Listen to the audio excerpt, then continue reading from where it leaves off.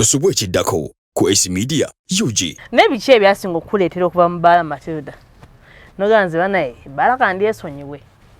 Ebbala bw'ogitunulirayo nga yo like it's oyo gwe wagenze nawe kyaza yagenze n'agamba mbuba eringa maka ga sitaani nti waki abagamba nti no maka ga sitaani lwansonga mu Baala tebakebera mpisa z'abantu teririiko rules and regulations nti abantu abeeyisawe bati tebajja kujja abeeyisawe bati babakola ki balina rules and regulations. They only have restrictions.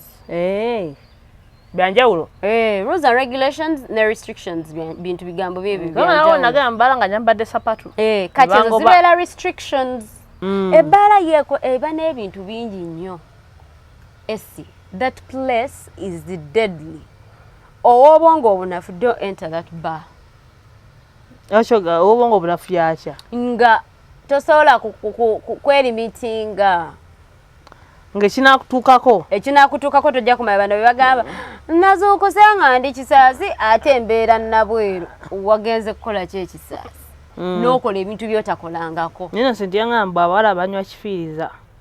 Abawala banywa kifiiriza? Bakwata omwenge omuntu n'agunywa. So amaani eddoboozi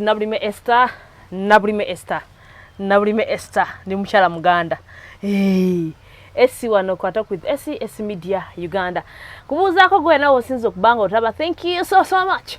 Webale kubanga otraba abasubscribers nze banaye mwebale kwegata ku family eno mwebale kujja tubalaba bamwete bingi a lot is coming. Naye thank you so much. Onako lwayo tugenzeko mu kibozibozi era nga ndi ne Matilda. Matilda, how are you? Good. How you doing? Perfectly well. Sinabuzibu wadde. Mukama akuuma. Kwegamba obulamu obutambula. Yesterday I met a friend of mine. Nangamba, Matilda, you look so peaceful. Ekino kyansanyusiza nnyo. Gwomanyi abantu babeerayo nga banoonya eddembe. But are you peaceful? Why okubanga you? Peace, you create your own peace. Yeah. Ensi ejjudde ebintu bingi, Esther. Peace, you create your own peace. The way people say create your own happiness. You create your own peace. Nogamba omanyi okuba n'olwaliro nze esi sigenda kudda ku bituwe biti ebintu ebiti bwotyo. So ogenda ng'okyemanyiza n'okyeteeka mu mutwe n'olufuula oluyimba mu mutima gwo. Ogenda ng'epiisi ekwambala ng'ekutamu. I felt so nice. Shout out to my girl Anita.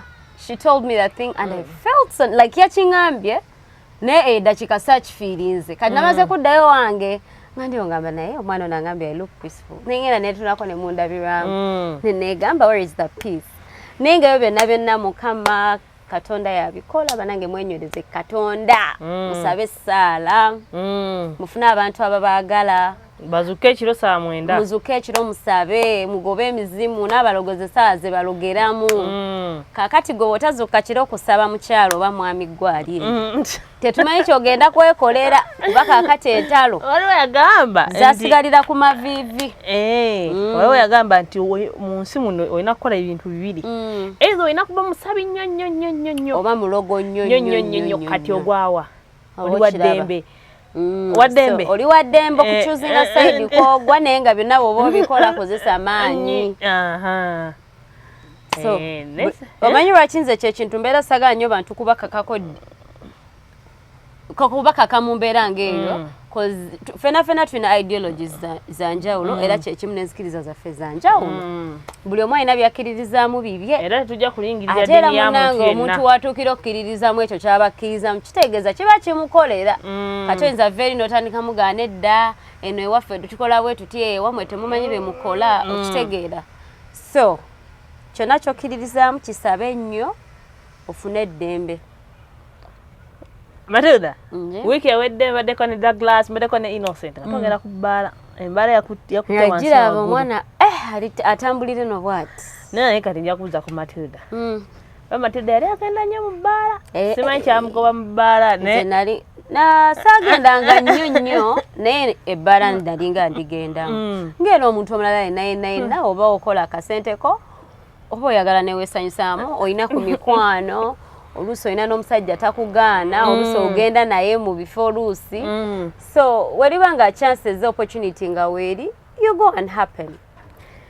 Matilda, ebbaala wagenda ngayo kola ki mu Baala? Nze Wasanyusamu?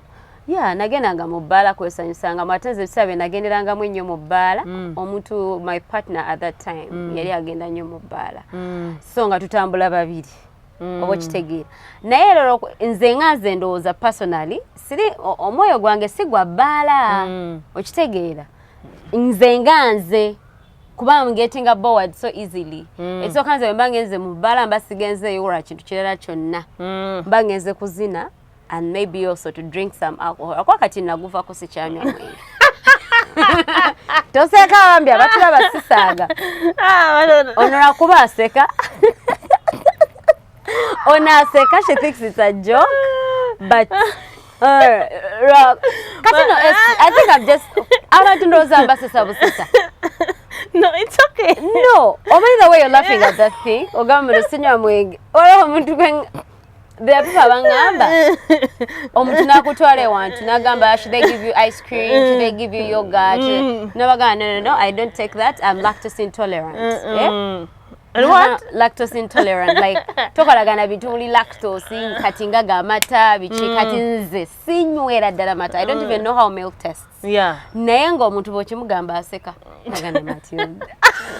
Chichiyo tuli kati ababera nanga okumala ebbanga yatandika olaba nti by the this girl was really serious. Kati kyekimu ne ku mwenge omwenge sigenaga nti sigunywako nali ngunyweddeko but I quit alcohol like completely. Togambako wadde kasiminofu naye nga abagenyi bw'obozze wange noleeta sometimes my friends come and check on me oli nagamba kati abakyalowooza nti nkyali mu byensi okitegeera najjanga gaha omuntu wange ono anywa kaki nakagulira wajja mwami naye mukama wange ebyo sikyagenda nabyo mu maaso nabivaako ebidde nalivaako kati mbadde nkyala kunnyonnyola nti weze nabanga ngenda out ogenda kuba muziki ngenda kunywa kuzina ate kajjukira olwokuba nze mba ngenze kunywa kuzina otuuka no kati nkoowa nnyo kuba nzina nnyo siba na budde bunyumya mboozi nagenze kola ki kati oluyingira ebbala muziki kubako gubeerako oluyingira bwoti gwosangako gwelevetinga bwelevetinzi mu zibiiti ne mu sipiidi olinza otwala atandise ne bu oldies ne baddako awo ne bagenda nga balinnya gye zikonera omwenda nga kyatabuse edda essaawa z'omwenda zirina amaanyi that 3 am hour in a bar everywhere oba mukusaba oba mu Baala oba wa it's different noba ogenze mu overnight kiba kiralamuko yes bw'obanga omuntu oleyo ng'ali ogenzeko mu overnight n'ogenda zino overnight ezibeera wabweru zitali indoors oba eno nezibeera indoors weekona ssaawa 9 empewo y'eddakiika ebeera different ebeera yanjawulo eba yanjawulo olinza either ulanga like there is a different force that moves at that time sawa mwendo ogwekiro kati ne mu Baala kyekimu a force of 3 am kiba kiralamuko era obanga obaddeeyo ng'obadde tonnatamiira otandika okuguwulira nga kati gutandise oddinnya ku sawa mwenda osangira abantu abeekola ebitategeerekeka ngaki No, like people do like crazy things. When you're out in the bar, everyone has come with different intentions. They've come for different reasons. Which take it. Eri abantu abajja mu Baala nga yazze kwejjako stress. Oli najja mu Baala nga yakozeemu nnyo, ayagala saasaanyaako. Some will come because their friends called them. Others will come because, waliwo bakwano bange tutera okugendako out every Friday. Ne bagenda. Abala najja nga azze kuyigga ebbaala kibira kyagenda n'akola ki n'ayigga okuyigga okwetega yes olinga agenze kwetega people come to bars with really different reasons zibeera nnyingi nnyo naye nga mu byonna byonna olina okujjukira ffenna tuba tujjudde ku different reasons naye answer tufutifa the end results etera obutakyuka kuba mwena yes you've come with different reasons naye ekigenda obbagatta kiba kiyita cupa kenge mutandika okawutoka kizibu nnyo omuntu atanywa mwenge kunyumirwa Baala so mu Baala olina okubanga ogenda mu Baala olina okubanga onywa No, not necessarily to bango onywa. Naye omuntu anywa ennyo. Nga ndaba oba tonywedde mutosobola kuzinira saawa ebbiri. Ati kyenkugamba nti omuntu atanywa ennyo getting bored easily. Waziba yanima. Getting bored ate abowa ne baali nabo. Kuba babeera bali hyped bonna bamyuse face. Gwe ng'obagamba guys 11 we should go. Kagamba you okay. Mbanja gagenda. Baala. Nava ku Baala sigenda mu Baala. Abeera mu nyumba yange. N'ebiki ebyasinga okukuleetera okuva mu Baala Matilda? Noganze banaye Baala kandi esonyiwe. Ebbala bw'ogitunulirayo nga yo like it's oyo gwe wagenze n'okyaza yagenze n'agamba mbuba eringa maka ga sitaani. Nti waki abagamba nti no maka ga sitaani lwansonga mu Baala tebakebera mpisa z'abantu. Teririiko rules and regulations. Nti abantu abeeyisawe bati tebajja kujja abeeyisawe bati babakola ki? Ne balina rules and regulations. They only have restrictions. Byanjawulo. Rules and regulations ne restrictions bintu bigambo byebi byanjawulo. Nawo nagamba Baala nga nyambadde sapatu. Kati ezo zibeera restrictions. Nabangamba dayo. Zibeera restrictions. Naye sambadde ne sapatu. Nti mwene Baala toyingira na open shoes, mwene Baala toyingira na Mwenge gwo. Olusi bw'oba ozzeera essimu yo olina ogiggyako, you're not allowed to record. Those are restrictions. Okitegeera. Ezo restrictions tebaziteesezaamu. Olukusanga nabyo oba olina okulifuluma. Oba okitegeera. Kati with that it pulls a lot of people. Tekibanga boga nti we tuba tugenze ku church olusi twesanga nga ffenna kale our purpose is to pray. Naye ne bagamba munnanga Katonda bwe ayita abantu n'abasitaani bakola ki bajjiramu waneeno mwenna muba buli omu kati mu Baala everyone has come with their different reasons. Okitegeera era bw'otula bw'oti n'obanga weetegereza bw'oti n'otambuza amaaso buli omu abeera facial expression ye ebeera ya njawulo ku y'omulala. Okitegeera kuba yo mu church mwenna muba mwewombeesa. Naye wali eri mutuuka oli omulaba ali bw'ati omulala ng'aseka nnyo like there is so many activities going on at the same time. Ng'akaaba omulala alina gwaliza ali ku ssimu bw'ati. Like there is just so much. A lot is happening. And when people come there the activities bweweetegereza ennyo obola nga teziri godly. Kati ennaku zino ogenda n'olaba ng'abawala beenyiga. Nga mutudde nga girls are dancing with each other. Kankunyumizeeko. Lumu tuba ku Baala eri eyo ku Bandari Rise ebugoloobi. Ekyaliyo? Gyeri ekuba. Nga munnange tutudde tunywa. Kasogendereze n'akati olugambo tebalunkubira. Tuba abaana abazina. Nze kati olaba waliwo emboozi zojja ng'owulira essingo gwe okimanyi nti n'abawala beeyagala ennaku zino. Okimanyi abaana abawala beekola bino. Do you know they are lesbians? Do you know naye nga you've never gotten like a situation where you're looking at them like this. Nti kaakati tuba tuli eyo nga omuwala they were like seated at the back seats. Kuzaffe ze twaliko. Nga tudde wano bo nga bali emabega. Kati naye nga baali bazze ne baggayi kati baggayi baneeno balabika baali bazze nga bali like nga kati we tunagenda out and there are these guys that have come with us and maybe Brian wants to hit on Matilda. Okitegeera kakati baba bakyaleeyo bazina DJ yasumulula akayimba like okay I remember that situation like the whole bar went crazy. Like in the situation of the whole bar getting crazy. Kati maybe no ngotambuza amaaso. Kati tuba tutambuza amaaso wetuti. Ababawala ngomeche baliko nga bekutoba tibenywezeza nga they are smooching. Kati bagayi be bali nabo smooching baby like kissing. Kati omanyi twagala omulabi wa SMD ebifina bitegera buzo ga smooching. They are kissing. Kati omuvubuka eyali nabo banage bwe twachu like amaso ge meeting like accident. It was a coincidence that we were turning like this. You know how you're hyped up and you're like looking everywhere to see like is everyone feeling what I am feeling over. Kakali no chuka muwe but mama ngabana kati nali I was with my ex at that time. Nga netosho tugamba chonda byo kirabyo bato kirabyo nanga kirabyo nga the guy abali no bali batulabe ntino we had seen them so ne batula this thing of like what the heck just happened nga expression ebali ku maso gaabwe nga nena bote bachikiriza guy natandika feeling very shy kale ngomulaba he's now feeling out of place because of the action that these ladies were doing nenge ekintu tebakikoledde mu kisenge bakikoleddawo mu Baala kusini oba kiraba mu Baala oba ofuna bulungi nnyo Baala yeko eba n'ebintu bingi nnyo esi that place is the deadly obongo obunafu don't enter that bar ashoga obongo obunafu yakya nga tosobola kwelimitinga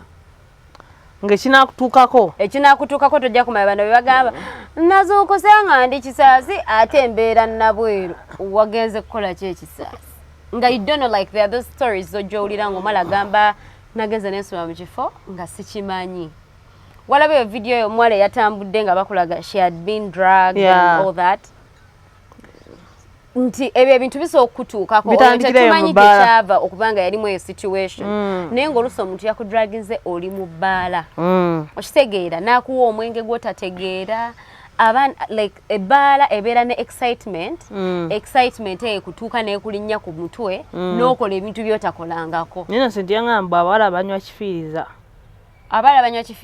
bakwata omwenge omuntu n'agunywa ye teyeebuuza lwaki oyagamba lwanywa akanywa webale nnyo kati abawala abamu bagenda ne bagenda mu Baala ate nze abaana bawala kambagambe kino if you know you want to go to the bar and you don't want to be like you don't want to find yourself in a desperate situation making sure nti ogenze ne ssente ezizo omuwala agenze mu Baala n'ezize tenkana na muwala nakacupa kamu bubiri in their budget nga asubira nti no our person is going to come from the crowd amugulire because there were times when we were at campus mwaberanga n'abaana mu hostel ga naawe otyaki kasitobamu nezitandika you get what I mean kasitobamu ne capital kasitobamu nezitandika osobola okugula ecupa zo bbiri endala ekiro kijja zigattawo you get what I mean so ekyo kyabagamba nti no ekyo kijja kigatta olowooza aba ategeeza ki babulesa babeerawo ogoloza kigambo blessa kyavaawo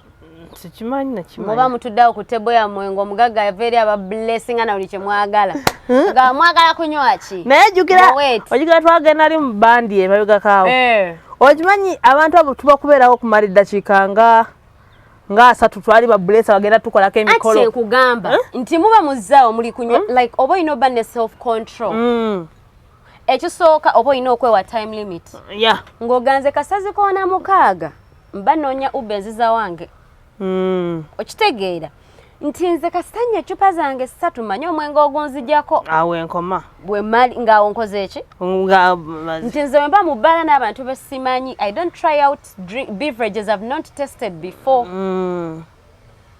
eriyo abantu ababeera mu bantu nga bo tebakkiriza defeat ayagala bwayingira mu Baala bamutegeere bwali cool. Do you take this kind of liquor? Do you take this beverage? Oh, why not? Have you taken whiskey before? Hey, why not? Me, I can put down 10 shots. Never kuwa shots? Shots nezikutabukira.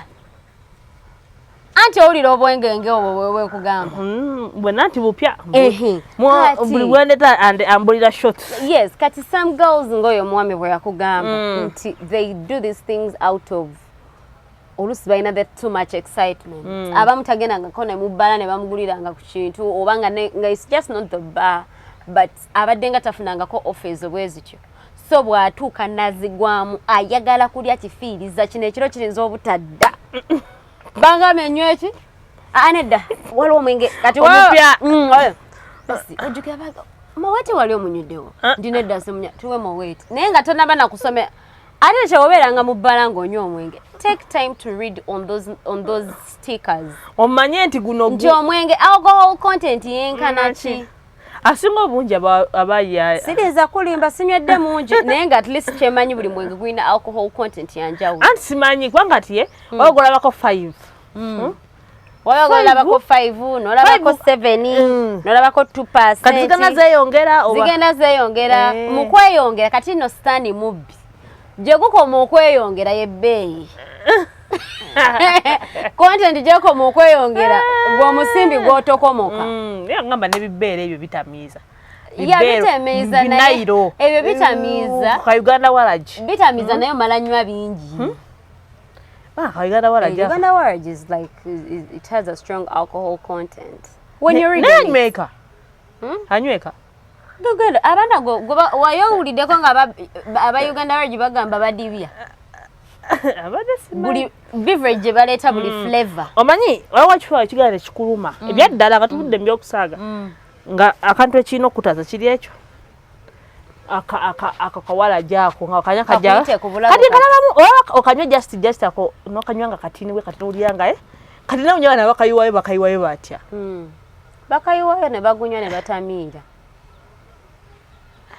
naye nga ese Baala yo otunyumiza ku scenario eri kati nga oli ku scenario endala mu Baala yakutiisa ngamba wala hell no like of course kati abakugamba nze nganze kale kubanga lembadde ngendera mu Baala badde sigenda nnyo kulwabwa namunigina nti ngenzeyo byange and I've not been like having crowds of people mbugenda mu Baala n'abantu ebintu ebyo ezo experiences ezo ziri terrifying zibeerawo nnyo ku bantu kati mbunga esi tugenze naawe zituka nnyo ku bawala nga tagenze oba n'abasajja bamanyi oba musajja we okitegeera kati nze ebiseera bwe nagenda nnyo mu Baala nabeeranga ne partner wange so nga really tofuna nnyo experiences ku already obeera n'amagye wano weegati neyandiyagadde okulumba oba kuteekako ekintu oba kuyise with some sort of experience aba tasawa kujja kuba bakulaba oliko ki amagye okitegeera kati abaana batera okufuna ezo experiences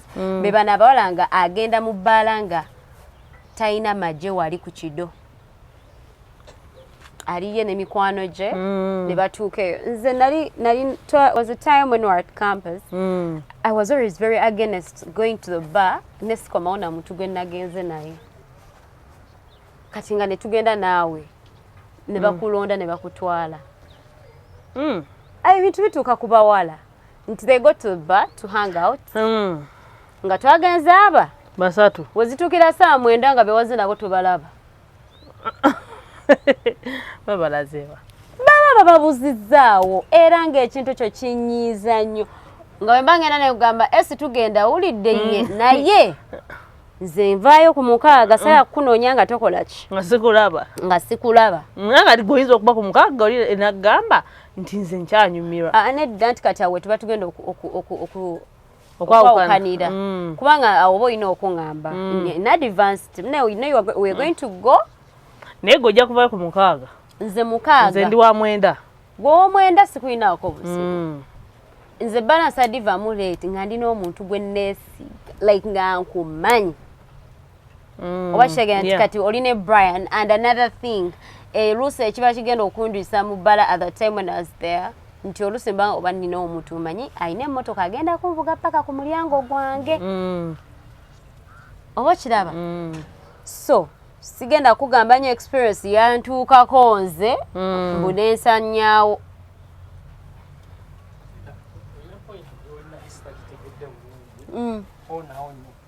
okulonda ekkubo takitegedde tabulaba balonda ekkubo nze n'abawala mikwano gyo naye balenzawo batudde yes kati eyo point y'okulonda ekkubo mbadde sikitegeera branch bawanterezezzaamu okulonda ekkubo kubeera kuti nti you go out with your friends tugenze nze naawe ate ekyo mwattu kati ati tuli kwogera ku bulamu bwa Baala abawala babeetaddemu nnyo ebyo ebintu and it's very unfortunate that osanga abawala nti okumulonda ekkubo awulira alina nnyo omukisa bawulira bali awulira atunda akwanibwa ali katale nzaali katale okitegeera nzaali koola bagundi can you believe I went to the bar I met some dude he did this for me oba you get what I mean naye ng'ebiseera ebisinga abo abasajja be tusanga mu mabaala ababeera bavudde ababoneko obubonesi they are not always having good intentions okitegeera kati oluusi esogera ne bakwano baaba bataano nga mugenze out ne omutuuka okuvayo nga musigadde aba mukanya kubuuza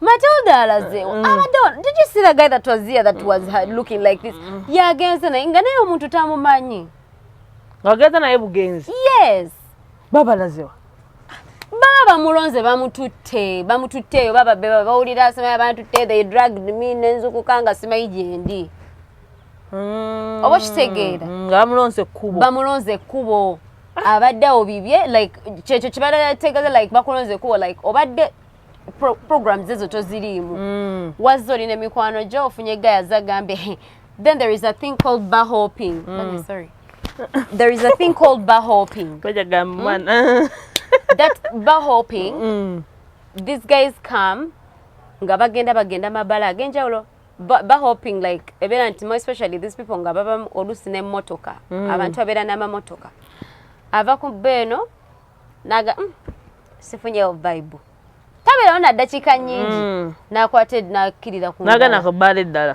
wano nedda nagenda kudala nasanyuka namanya nti buli bbala ngenda gibeeramu 2 hours abo abantu nabo gye bali abamabaala oba okiraba kati abantu abo weebatyo be batera okulonda abaana ekkubo aba batatereera mu kifo kubanga aba yakajja ku tebo yamu oluusi azze na buzimu because you know in the bar you share space muli awo mwakayiwa ebyokunywa bakateekako ebyokunywa hey you guys mbunyudde oluusi you know it's easy to socialize in the bar nti banange how are you guys we are okay mwaze wano you know we are okay we just came here to hang out biki after here where kasita owulireyo statement omanya bakuli bagenda kulonda omanya bakulonda ati kati otandika bakubuuza where after home nti I was come on now how can you go home it is just midnight kati osanga you're not like a principled person ga olyawo olowooza muno okulowooza obeera nga nkyali nakola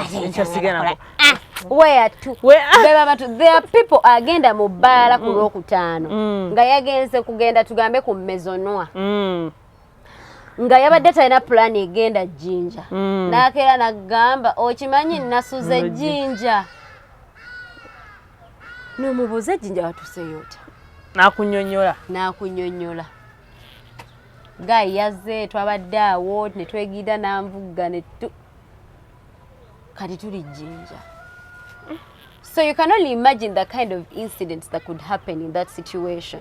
Singa ddala oba olondeddwa omuntu nga alina really very bad intentions kyabagenda okukola oyo omwana lwakuba nti ate abaana abawala ekisooka tulimba tetwogeza mazima ku experiences zaffe nti kyaliwo n'ababa bamurepinzi tajja kugamba nti batutte gayi yandrepinze gayi yangenzeeko lwampaka oluusi agenda kukola ki kukikugamba oba kitegeera kati abaana bala olumu bwe babeeramu eyo kind of trauma or that sort of depression through not sharing atuuka kati nekimulinnya ku mutwe nga takyayagala kumanya nga yekyawakyawa naganze kati nja kuba bbaala nze tonyumiza oba okiraba so ebyo ebintu ebyo Esther bye bituuka ku baana abawala mu bbaala abaana abawala babakwata abaana abawala babadraginga abaana abawala babakozesa ebintu ebitategeerekeka abasajja babalonda mu mabbaala ne babakozesa ebintu byotawuliranga nako basajja bazibu abasajja bazibu naye naffe abawala tulina okwebeereramu kubanga in most cases they've not grabbed you there is a situation ogamba nti omuwala yali eze nagamba me they kidnapped me I was on my table guys came and carried me dragged me into their car drove me oba kiraba tulina okwematirako omuntu ajja agambe no I came here for 4 hours and they're done and I need to go okitegeera omuntu nagamba kana akawola nga kalugezigezi oba kiraba beera n'olugezigezi lwo naye nga weekuuma lukuyambako ebintu bingi aye kati oyogera kwolya oli alina intentions nti nazze kunyumirwamu nazze kweyagalamu just bona yabana novanogamayi Matilda leero nafunye emitwalo gyange 3 tugende tugalye tetuganye oli abo kati oyo yeeyo gojja okulasa kati ngaze ngabe saa 6 ziba ziweze ngendaka eyo ng'obimanyi kyalina okukola ki okola naye nga wayo omwana omuwala nga gwe mulimu Innocent yangamba nga gwe mulimu akeera ku makya neetereza bulungi naye kati leero genda mu H2O anti binagame to all go to bars with different reasons n'agenda mu H2O n'atuula bulungi nnyo n'atuula bw'ati n'asooka asaba kati njagala kunnyonnyola abawala bano bammanga mu bbaala abawala abatuula ennyo mu Baala bammanga mu bba abatuula kubanga the bar is playing music. Everyone is expected to stand up and dance because that is the DJ's expectation. Brian wabazanya music we tazanyira bakungu owabakungu abeera eriwa ku skies eyo ku skies ate era oba omuwulira bamusennenkerevu nga kyeki kuyimusa okuzina ate kati naye kasojja mu bbala n'owulira bwepaba ennyimba ngeezo oba otudde ku kyonyumya ki like first of all it's very loud. We can't have a conversation. Kakati otudde otegeeza ki? Sagala kuzina. Boba toyagala kuzina. There are spaces that are just for those kinds of people. Kitegeera. That's why some bars zibeera ne VIP. Nti bonna agenda mu VIP tegenda baayo kerere. Oyaga agenda kwetulira okunywa. Nengo oyo omwami bwe yagamba nti abaana abawala abamu abeera ngali ku bulimu. Kacyenvudde nkugamba nti weegenderezanga nnyo abawala bagenda mu bbala n'atuula butuuzi. It gives a different impression. N'abasajja kati ababitegeera amanya bano abatudde banoonya. Ng'agenda omuwala atula bw'ati. Gwe omuwala n'ova eri oyambadde bulungi nnyo okoze ka make-up ko oluviiri luyiika lugwe eno naye gwe n'ojja n'otuula bw'oti. Andira abantu bwe bazina. Oba munnamawulire akola investigative. Nedda investigative journalism era bw'anaaba mu investigations agenda funa results entuufu lwansonga bagenda mulonda afune answers entuufu what the questions abadde azze nazo. Kubanga buli bw'otuula bw'oti kusoma you're giving azakola samples. Buli bw'otuula you're giving vultures opportunity. You're giving vultures opportunity. Kati ono omwana ali wali anyenya ng'akuba 180 evene eno bw'abuuka bw'azina wadde eno tebaba na budde be baga ono naye yasamya nnyo okuba yetwayingidde tatuula ne waliwo otuulira bw'oti naye bano bubiya bushisha abo bababeera bannamyetezibwa yeeteze nze nkubuulira era ojja weegendeze be babawala babeera nga buli weekend abana musajja mupya. If not every weekend, every month. Sawe bala wetuuse. Buli mwezi be baba nagamba nti ye takola naye abeera mu apartment. Simanya biki. Okiraba? Ali mu kwekola mu mulimu. Omubiri gwagukozesa. Ali mu kwekola mu mulimu. Ewafu bugenda tuluma Matilda. Nze kabunwe sibinaako buzibu naye nga seegize ebyo. Tukaluka bakolera nga tutobye. Tutoba naye sente tuziraba kati ndi mu kubala mu mulimu ogwo. Ndaba omulimu omulimu n'okubulira omulimu gwali bw'omwango nnyo. That job is very hard to me. Omulimu nze banyumiza gundi yanyumiza nti obawa oyakera bukesu musha kola ku njala azikola enjala ze ne zinyirira n'akaviiri ke just kutula butuuzi bwali. Ate era kati obeera malaaya. Tokyogera. Oyo obeera malaaya. Tokyogera bw'otyo. I'm telling you. Obeera malaaya. Tokyogera naawe. Lwakwata yayagala maybe kukigira. Naye obeera malaaya. Oba malaaya. Nga gwokera ku makya n'oyambala bulungi nnyo. N'otulimba mb'ogeze out naye nga gwogeze kutuula. Obeera malaaya. Just about oyawukanyako nti bali babeera ku street ekibeera mu bbala abalala anti nkugamba that's why nti abakyala abamu mambi babeera abafumbo nga babe bagenda out baba ku buzibu bw'amaanyi cause you don't know waliwo waneeno abaana abawala mabbala beekwanira n'abasajja ate kiriyo daba nnoono ng'ogenze nebbawo omuwala n'amukuba amaaso agamukwana neyeekomba emimwa n'azinya amaaso n'agaze eno n'azeri bw'aba azina amazina azina amugiramu ati naye ng'ali eri nagamba naye ono gundi nankinga kacyanga twajjidde wano tavaawo awo azina akola ati mu maaso ga bbaawo kati ne bbaawo amaaso gaba gamuli mu ngalo gati olugiramu ati agenze mu shotko neze kugobera bbala ovaayo ne mujjawo tosobola mugoberera everywhere.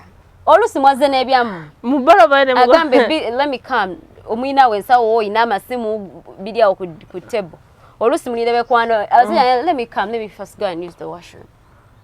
ng'omukyala mugoberera bagamba abamu kigwera mu washrooms anti kyenkugamba mu washrooms ezo ogendayo mu nkubo nga balaba ekutte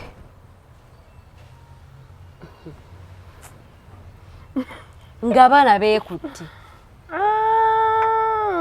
nze nkubuulira era oba oganga oyagala kgenda mu Baala esi ngenda kuwa amagezi gano genda n'ezizo togenda n'abantu b'otamanyi ngenda kukola mawulire anti nawoba ogenze gakolera genda n'abantu b'omanyi kubanga oliza ogenda okukola amawulire novayo ng'oli victim nga bagakoze ku nze bagakoze ku ggwe lwansonga abamu bajja bagamba sima babatera pills mu byokunywa novayo nga nze gwe bateredde pills mu byokunywa yes there are usually so many drugs that be circulating in the bar okitegeera a lot of drugs kati waliwo amabaala nga abantu kati nawo for instance abanywa enjaga nga bano gye bafuuwa gwe gwekuba bano nga bafuuwa naye gwajuunyiriza nga gwe gwekuba bye biki ebyo passive smoking era omuntu anywa sigala njaga biki ebyo naye atama kati muli muba mu mixi abanywa shisha enjaga eriwa ku byonna kati kanadala nga toginywanga nako togimanyi like you've never been naye kimanyi nyenze nekitegeera nti ate Baala obulamu bulala with the bar is a whole different world olaba ne oba ogeze mu Baala nojja noyingira entrance yayo bwoti noyimirira mboti olina engeri gy'olira ng'oli mu kifo kirala so ekya bulijjo ekyenseene ewaka gy'omanyi era bw'ogifuluma n'empewo ekyuka byawukanamuko byawukana nze Baala njitera kati sigyesembereza naye otya nnyo Baala gwe let me tell you ekisooka Baala kyekifo nga ogenda na spendinga sente z'otamanyi etwalira ddala omusimbi okitegeera ogenda spendinga sente z'otamanyi muli eri abantu bali awo onaasikayo zino yali asikayo wali okyali wange yajjawo nga ngamba ne banange Matilda okimanyi mu Baala ejjo yabadde mazeewo konze yakoze eti nagenze n'emitwalo 7 nakomewo n'emitwalo 2 mu kiro ekyo kati goli eno ye Matilda I went with 700,000 zijjukira nakomyo n'emitwalo egyo era ndi wano sooka okubira omukazi w'emmere andeetera emmere namugamba bafaaki n'edduniya yakoze sente ze omuntu okulya sente si kulya mwana no that's not kulya sente that is there is wabawo okulya sente si kulya mwana teriwali aganya okala wano kumakya esi waawe nenkuba miliyoni zange 10 nekwatako miliyoni ezo 2 wendyako miliyoni 2 mbu mbandidde nnyo kati gwe olina ku miliyoni 2 abantu bakola risiiti z'amabbala nga banywedde obukadde 23 anti ze nkusinziira ku nfuna yange nendyako obukadde 2 ese ozanya nozanya nze ngenda kulya sente yange naye tegenda baya mu Baala ku Mwenge eriyo ebifo bingi nnyo Kabale situukangayo bingi mukwano gwange Musa ali awo yategeka tour egenda kubeera Tanzania 12 days okwata omusimbi esaawa ena munda Mombasa esaawa yenna enda kubeera Mombasa bangambye emijini giri e Mombasa eyo naye nga byonna byebiki kyonna kikiri Mombasa nkubuulira abantu bagenda n'abantu ewaka omuwala yagenda awo nalaba story yali etambulawo ku TikTok ng'agamba yasanga omusajja nga muzungu n'amwebakako n'amulekera ebikoligo tewagiwulira I'm just imagining ebikoligo batyo ebikoligo new ebizibu sitaani oyina najja n'amukuteekako bw'ati akumaze abantu abamu babyogera nga bagamba oyabadde atamidde webale nnyo like people think ebiriyo jebiri like those things are happening and let me tell you tebituuka ku bantu bali mu mayumba gaabwe bituuka ku abawala ababeereyo out abayita ba lifeists ba lifeists abo abalabika obulungi okitegeera naye amanyi nti Matilda abaana banyirira kati nze kakugambe abaana banyirira twagendako it was a band night Baala eri eyo Nigeria Nina otambudde amabaala. Sitambula amabaala mangi nze nina amabaala gange galingaaga. Era go mangi. Dulu mbadde nga ngenda out. Era go mangi. Nga manye ebbala yange gundi ya bandi. Ebbala yange gundi ya vibe. Bwe manjagala vibe ngenda mwene ebbala. Bwe manjagala kintu kikakkamu nga si kyakutabuka mutwe. Era ngenda wano. There are around like 3 places. Neza nzo si ntono. Ntono eri abantu nga yagamba buli bbala y'omu kibuga era gigenzeemu. Tugende maaso. Sigagenda nga mugonna. Ngogenda mu bandi. Naye nze gamba abaana banyirira. Abaana bagambe nti abaana e Kampala banyirira. Abaana twagenda mu bandi eyo. Bandi eyo yaliko VIP. Nga munnange ngenda na boyfriend tuuka bulungi nnyo tufuna we tutuula. Esi omwana omuwala oli yali anyirira. Wali alabyeko omuwala ngali at a distance naye ng'aninga muzira nga like their glow ng'ekusika. Ng'ekusika. Oba ofuna nga alina she had on like those straight hairs, those straight wigs. Nga ajigiramu ati najigiramu ati naye mukanajenya mukatono nnyo wati n'atuula banango omuwala oli yali yanyi. That girl looked nice. Okubenga that girl looked nice. Nagamba my ex namugamba, do you know that lady really looks nice? Nagamba, yeah, she really looks nice. Okitegeera kati kye twakola nambuuza, do you want to go and like ekyanya ebiseera ebyo ex wange yali mukujjukujju ezo VIP muzipenetrating and muzingiramu okitegeera kakati tetuzituukamu. Nemugamba, I feel like telling that girl how nice she's looking. Nagamba, it is okay, you can tell her. Okitegeera nagamba, hey, excuse me, how are you? Nakuddamu. Yeah, nagamba, hi, how are you? And like babeda very welcoming. Not spent here in any weird intentions, but no, like in the bites, easy to socialize. Nagamba, hey, how are you? Nagamba, hi. Nagamba, you're really looking nice. I really. Matilda gomanya byogera. Nze kugamba, it's very satisfying when you appreciate beauty, especially of another woman. Nga toina intention ya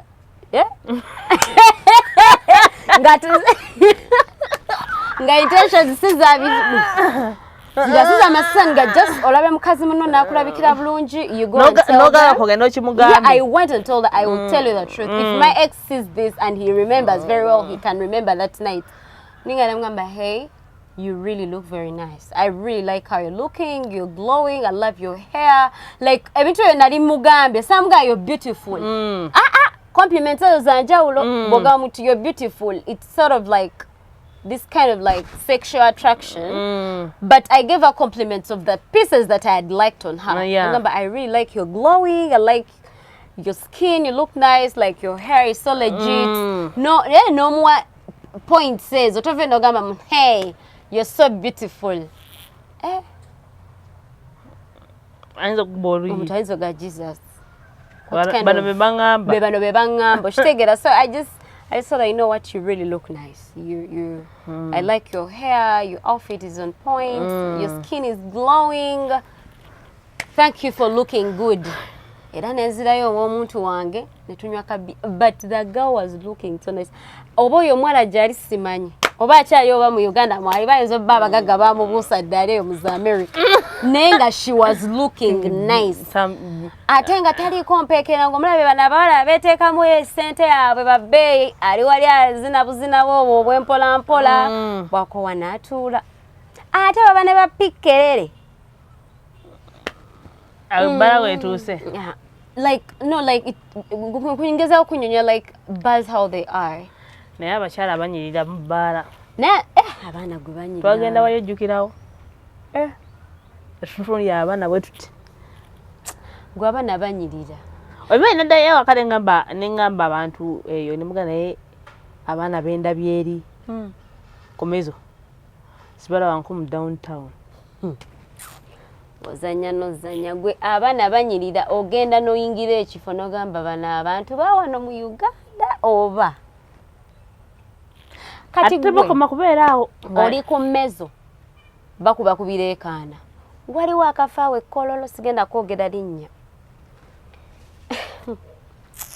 oli ku bakazi kati eri abasajja abanyirira abasajja mbadde simanyi gwe esi nagenda era mananga I swear twazunga kana ex wange simaye before I don't know but twazunga twagenda ko mukafu nangamba waliwo akafo kaneno ke bangamba we should go and check it out ne banange esi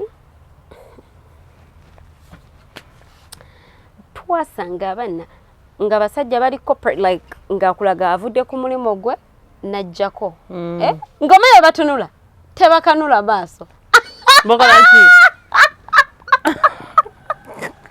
Bokolaji batunula mpola omenye like mpola what ngalola what nga omuntu agamba hey yo what's up me my girlfriend Matilda ngali what nagamba hey Matilda how are you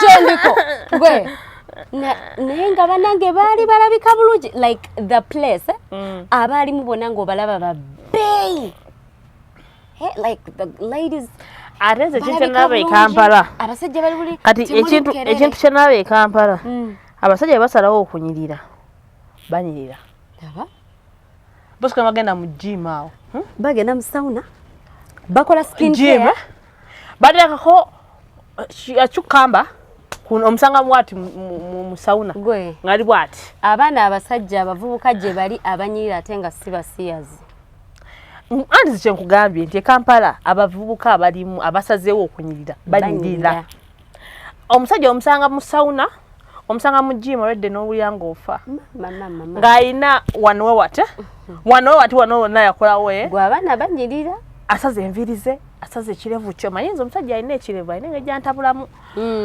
noluba wanagala mu gym mu sauna wali nasooka kati nga wano ku satellite nti byonna weebiri ku satellite nagenda ku ali mu massage ogokola musajja omusanga ali wali ataddeko skin care biki bamusizesize byonna nateekako buno obuntu nabeera wati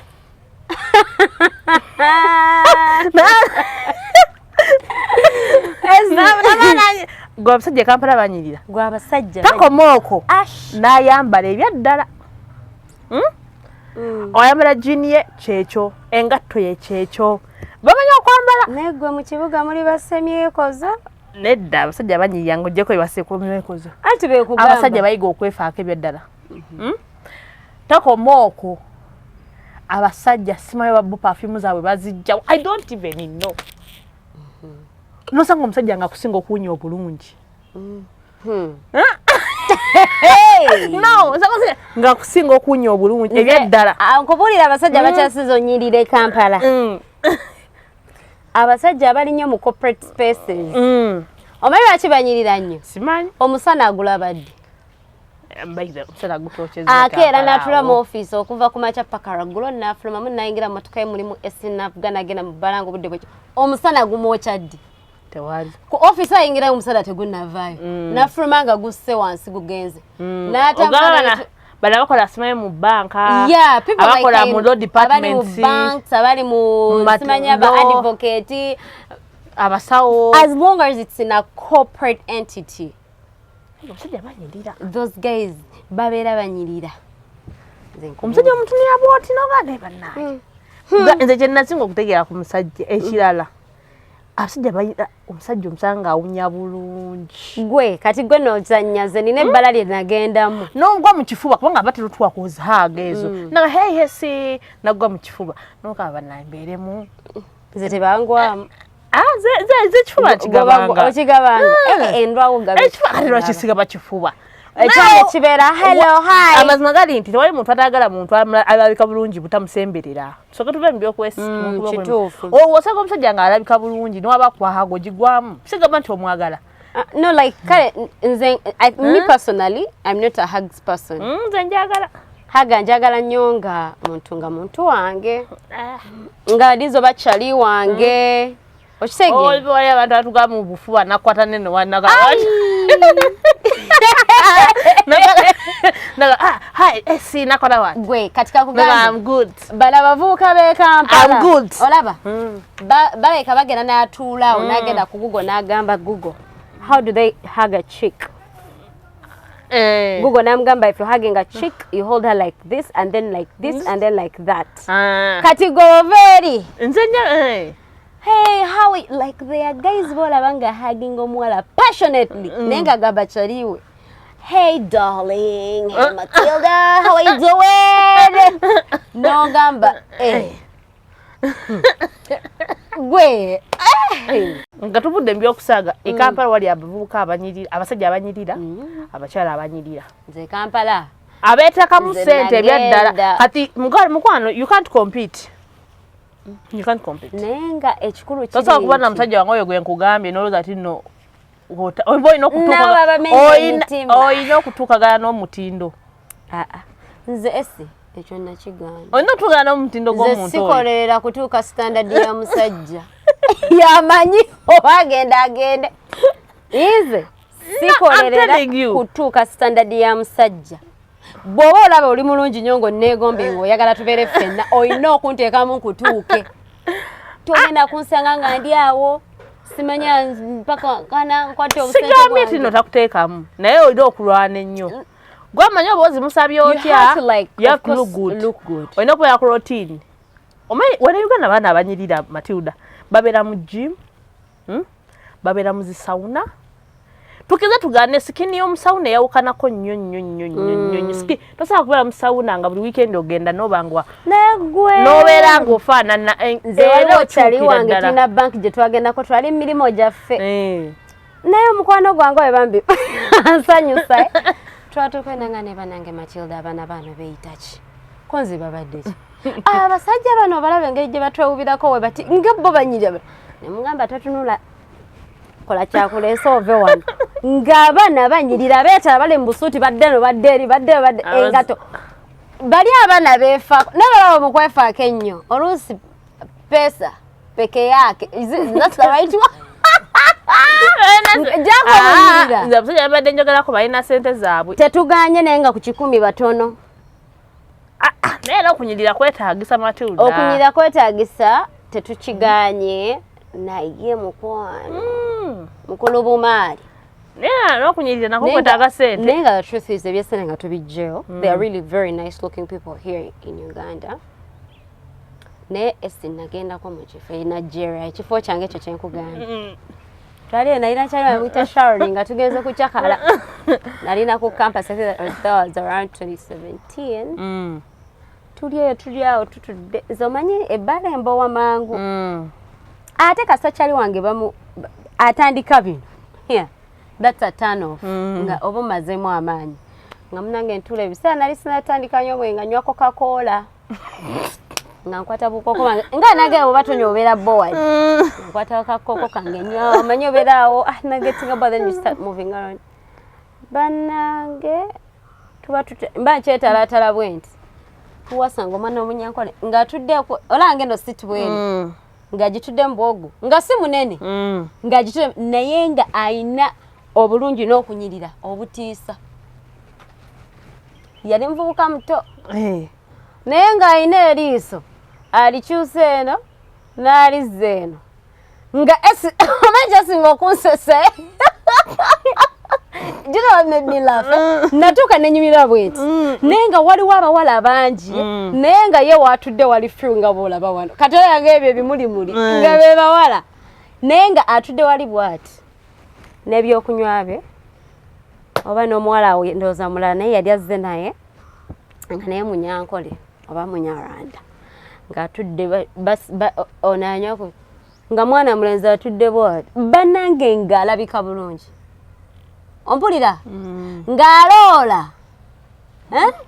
ng'abawala bamutunulidde weebase Kampala bakutte ku matama neŋŋamba Kampala wali abaana abanyirira Kampala tuganye kukkiriza naye abaana banyirira Kampala Kampala abaana balungi lwakuba disclaimer gye bakoma okunyirira tomweteekako nga tolina ssente tomweteekako ate babeera ne a lot of issues there is a lot of curiosity in there so naye nga abaana e Kampala banyirira that's the fact naye nga Kampala abantu bagyegendereza ebyo byonna ebitumula nze mbibagambye naye nga tukyaleeta embuzi z'ebbaala leero tukomye awo ku bbaala Matilda naye tukyalina okugenda tubakolemu investigation baleenya nga batuleetere kagundi naye nga egyo nga tonya omwenge naguvaako sikyanywa mwenge tuguleke nywa mazzi enzori tuguleke nze sagala kulimba bantu nywera ddala omwenge gwo nerwaki oguvaako lwaki no like omwenge but when you think about it it really just frustrates your body gukoya because onywa you get hangover nozuko ulira bubi no like one bottle two bottles you can't get you just have one anti katola obuzibu omuntu wange obadde wanywako omwenge tusala mbuno janywa yakachupa kamu aze sesuka buchupa bubiri atazo mayibu gundi bwange siminofu gomaiza walo natuka nga I used to take alcohol ngotuka nga bia ekata chakuba like mbu ogene balonywa bubia nga omala kuteeka mu kirala nga ka whisky yako obano gamzo ke mu mpawo kyekyawo ebyo bi whisky ebyo bi black and white simanya data chi ngero obo shots I used to like at the time when I used to drink I used to like taking tequila so nga okuwulira mu bulungi nti nagenze out by shots wangu wa tequila kashati pasi kamera kakasambu simanyi kisinzira nti gondi abangamye mu kakasambu simanyi mu kitundu ne Baala mondi njawo nabadde nagadde ngamba nalindi awo ngamba naye buno obuntu batambuza obwa bbulu mu girasi bwe butya ogwo gwa bbulu sigunywangako sigulabangako ne bateka mu crest bateka mu Uganda walaji bateka mu omwenge ogutokota muli ebintu kugambye omala okunywa ogutokota notandika okugamba where is the AC nga naye akutudde awo tuwadde kibozibozi ne Matilda bibozibozi naawe oba olina experience ey'ebbaala osobola ogireeta n'otunyonyolamu nabyo comments nyingi ng'oli agamba nagamba nze nakolera mbaala naye sirigirijira like you guys give us these stories okitegeera like give us these stories omegwe esobeerawo byakusanyuka naye nga ebbaala waliyo abantu nge bakosezezza ddala nnyo so you can help a friend to help a friend to help a friend just like that if you have an experience nga you need to also share ng'ojja otubuulira nze munnange abaga olwaleero ebbaala experience yange ey'ebbaala sigenda kubalimba nti nineki like obuzibu bwe nali njifunye omuntu nafunako a traumatizing situation lwansonga nze mbagambye nze nina essaawa zange essaawa ezo wezikoona bwe ziti owulidde mbanga aliko gwe bagamba nti omwana akaaba nga nkwata boda paka wange naye ng'abadde Matilda wano ku Talk with SES Media Uganda omupya kweno channel please subscribe likinga commentinga sharinga byonna bikole ate obeere nga ate weeyongera okwegatta ku family bintu bingi bikyajja tukyajjira ddala tukyaleeta ebintu bingi thank you so much nga Brian yabadde ku camera